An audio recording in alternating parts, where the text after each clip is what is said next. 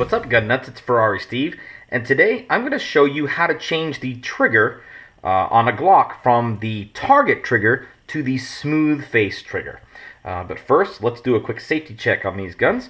Eject magazine, visually, manually inspect.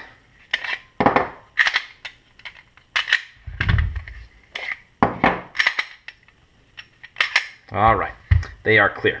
Now, we'll leave the magazines out.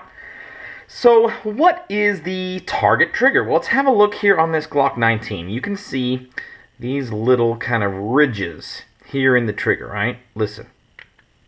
You can kind of hear me chipping away at that, right? Same on the Glock 26. These little ridges. And what that means is, I don't know why they call it the target trigger. The whole reason behind why that's on there versus on this early Gen 3 Glock 17. See that smooth trigger there? And it's a matter of preference. Some guys it doesn't bother, and some guys it does, and some guys like the smooth front. I like the smooth front.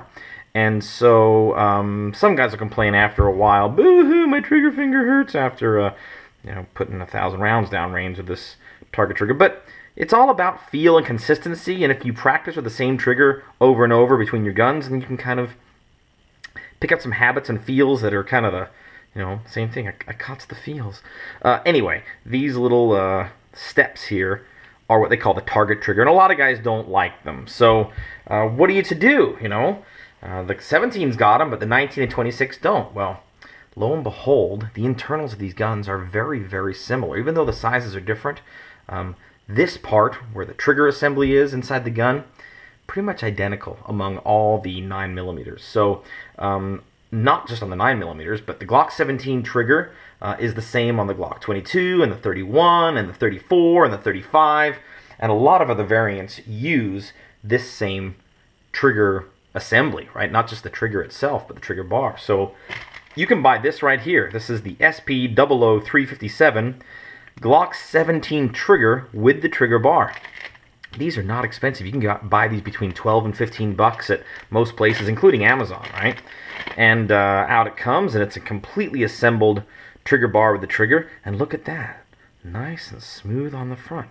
So it really, we don't need the 17. I had that just for demonstration purposes to kind of show, compare what it's going to be. But let's pick one. Let's do the 19. So let's pull this trigger out and pop this one in. I'll just show you just how easy it is, right? So we already know it's clear. You can never check too many times. We're going to field strip it. And we really don't need to break it down worse than that. So we'll just put the slide aside. We are going to need to pull some pins, though. So you're going to need to grab your Glock tool. You're going to need to grab your block. Or let's use the ghetto block this time. Yeah, ghetto block. All right. So just pop out your pins. First pin out is... let's see, is it going to come? It's going to come nicely. Yes, it is. First pin out. Second pin is our trigger pin. Now, again, if it doesn't come out, the trick is put a little pressure on it. Lift here and kind of wiggle around in a circle as you put that pressure, and it should drop there, out. Second pin is out, and then the trigger housing pin right here. That'll just push super easy. Out it comes. All right, we're done with our ghetto block. You could use the fancy one, but obviously ghetto block works just fine. All right, now that you've popped the pins, let's see. You're going to need to pull out your locking block right here. Put that down, and this is going to be in the way. All right. And if you don't know what I was doing there, watch my detail strip video. It'll show you how to take all the bits out of your gun. But again, you're going to take out the locking block. You're going to take out your slide stop lever. Then your whole trigger assembly, just reach in and pull. Right? The whole thing comes out. Now the bad news is, if you've polished anything, and obviously I have, you're going to have to repolish. So just kind of go through the steps again of doing your trigger job. Pull the trigger assembly out. Right, lift and separate, and then you're going to want to pull it off this little spring here. It's being slippery. Kind of hold that spring and wiggle the trigger bar until it, of course it's going to be difficult on camera. Why wouldn't it be? There. All right, this you keep. All right, so here's our old one. This is the trigger and trigger assembly, the trigger bar of the stock one, the Glock 19. And here is the Glock 17 one. And look, same size, same geometry, same everything. The only difference is this one is smooth and this one is polished, but it has these little ridges. And ruffles have ridges. That's okay. Potato chips, totally fine to have ridges. My Glock triggers, no bueno. Let's put that aside.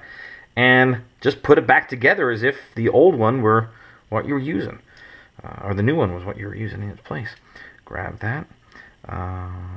You know, you will notice a few minor little differences in shapes, right? This one kind of drops down straight, whereas this one's kind of got a little bit of curviness. But again, nothing to be bothered about.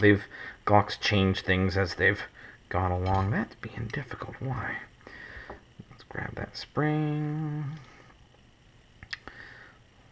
Pop our new one in. Grab that spring in that hole. Come on. Where are you?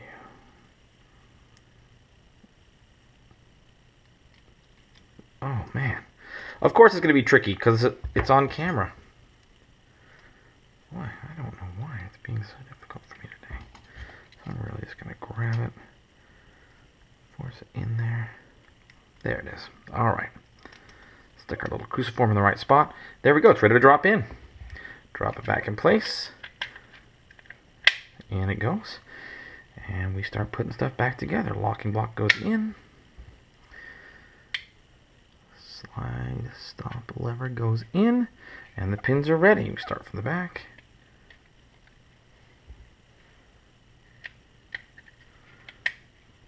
Alright. And again, this pin will not go. It's going to hit against that little spring. So get your handy dandy screwdriver. Pull that pin out a little bit. Push down that spring. And then there we go. Push it in.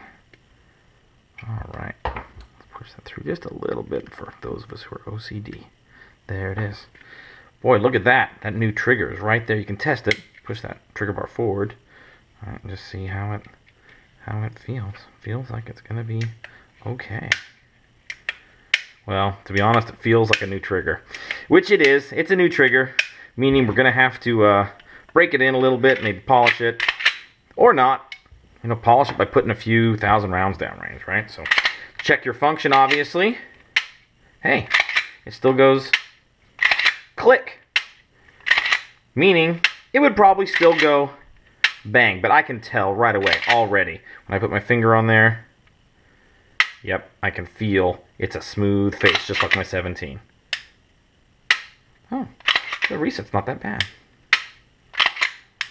And there you go. That is how you replace the import trigger, right? They did this trigger just so they could have enough pieces on the gun to say so many pieces are imported and X number of pieces are added in Georgia.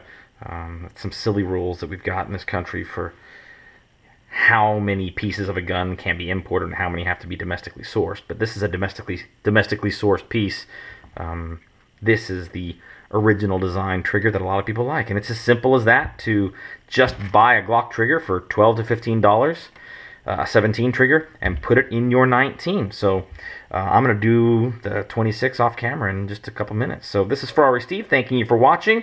Get out there, fire your gun. Make sure the first time that you have to pull this brand new smooth face trigger is not the first time you have pulled this brand new smooth face trigger.